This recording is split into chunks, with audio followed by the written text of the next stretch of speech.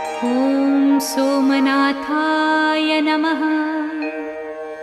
ॐ मल्लिकार्जुनाय नमः। ॐ महाकालेश्वराय नमः। ॐ ओंकारेश्वराय नमः। ॐ वैद्यनाथाय नमः। ॐ भीमशङ्कराय नमः। ॐ रामेश्वराय नमः।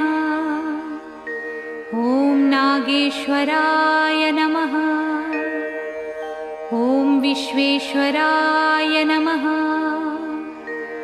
ॐ त्र्यम्बकेश्वराय नमः। ॐ केदारेश्वराय नमः।